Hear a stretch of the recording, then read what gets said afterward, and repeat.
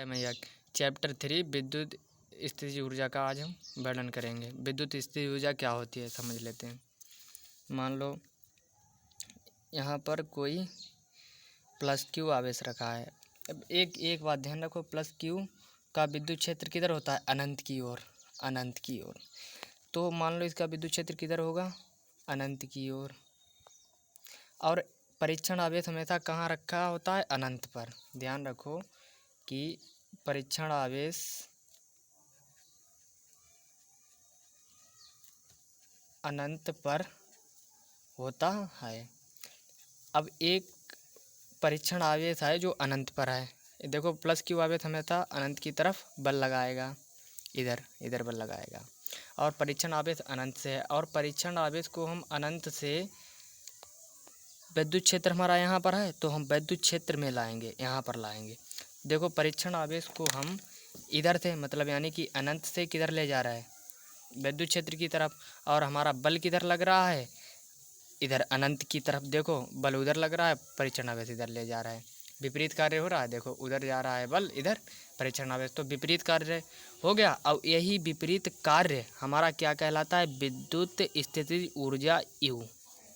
तो क्या परिभाषा हुई कि विद्युत बल के विरुद्ध यानी कि विपरीत किया गया कार्य विद्युत स्थितिज ऊर्जा कहलाता है। इसे यू से व्यक्त करते हैं और यही हमारा विद्युत स्थितिज ऊर्जा कहलाती है। अब इसकी डिफिनीशन किस प्रकार लिखेंगे कि विद्युत बल के विरुद्ध किया गया कार्य विद्युत स्थितिज ऊर्जा कहलाती है, चाहे कहलाती है।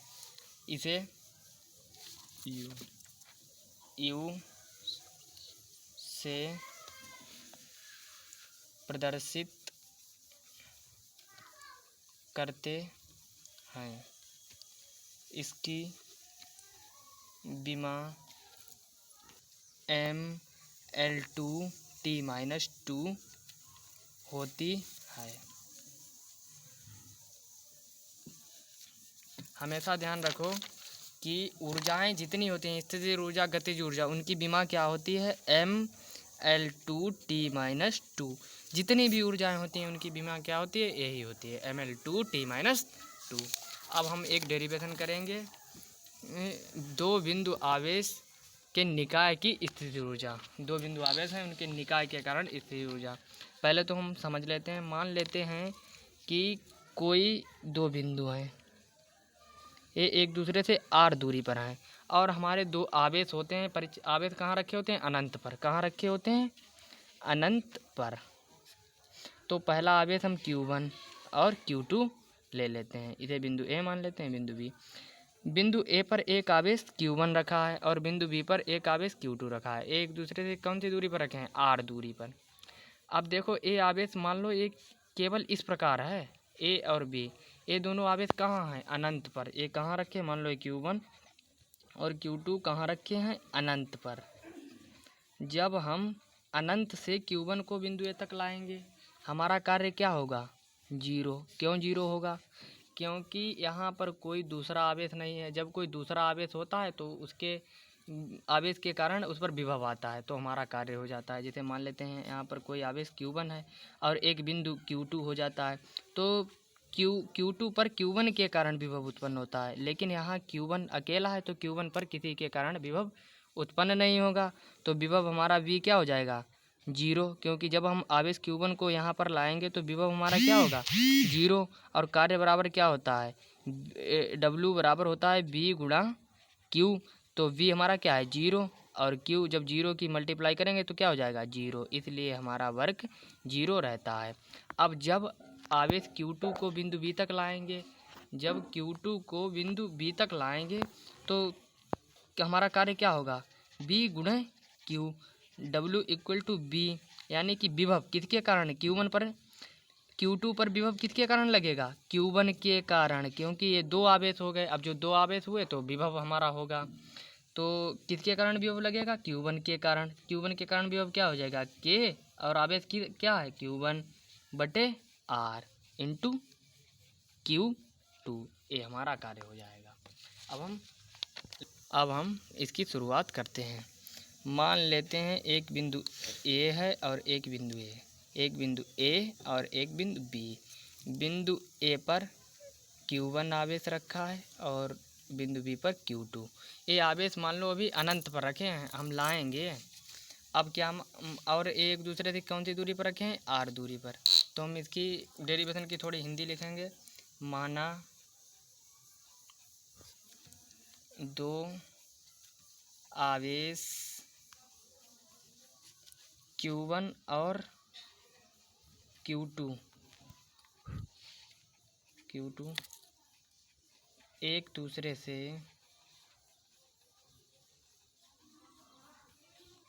R दूरी पर रखे हैं और ये प्रारंभ में कहाँ रखे हैं, अनंत पर। माना प्रारंभ में आवेश अनंत पर रखे हैं।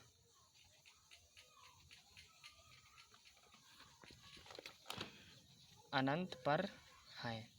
अब देखो, जब हम आवेश Q1 को बिंदु ए तक लाएंगे तो हमें क्या कार्य करना पड़ेगा, 0, क्योंकि मैंने क्या बताया था, जब आवेश Q1 है तो कोई इस पर अट्रैक्शन नहीं होगा, ना ही प्रतिकर्षण, तो हमारा विभव क्या होगा, 0। तो क्या लिखोगे, आवेश Q1 को बिंदु ए तक लाने में किया गया कार्य W बराबर क्या होता है, क्योंकि देखो विभव बराबर B बराबर क्या होता है, W/Q। तो कार्य बराबर क्या हो जाएगा, W = B × Q, इस प्रकार हो जाएगा। तो W बराबर क्या हो जाएगा, B × Q। तो W = जब देखो हमारा आवेश सिंगल है, क्योंकि अभी Q2 को नहीं लाए हैं, बिंदु ए पर किसे लाए हैं, Q1 को। अब देखो यहाँ पर आवेश सिंगल है Q1, तो कभी भी हमेशा 2 आवेश होते हैं तभी हमारा विभव उत्पन्न होता है। तो यहाँ पर विभव अकेला आवेश है तो विभव क्या हो जाएगा, 0, विभव उत्पन्न नहीं होगा तो 0 × Q। तो 0 की मल्टीप्लाई कराते हैं, क्या आता है, 0। तो बिंदु ए तक लाने में किया गया कार्य हमारा W, और W1 मान लेते हैं, क्योंकि आवेश Q1 को लाए इसलिए W1 क्या हो गया, 0। अब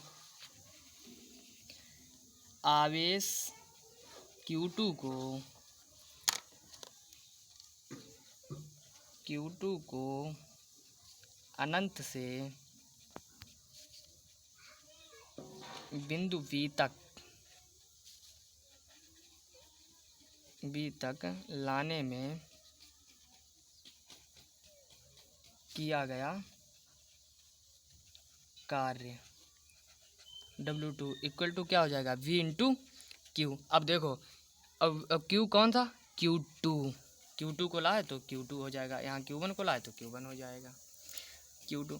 W2 बराबर देखो विभव किसके कारण इस पर उत्पन्न हुआ, क्योंकि यहाँ पर Q2 है तो Q2 पर विभव किसके कारण उत्पन्न होगा, Q1 के कारण, क्योंकि दूसरे आवेश के कारण विभव उत्पन्न होता है, क्योंकि Q1 के कारण विभव उत्पन्न होगा।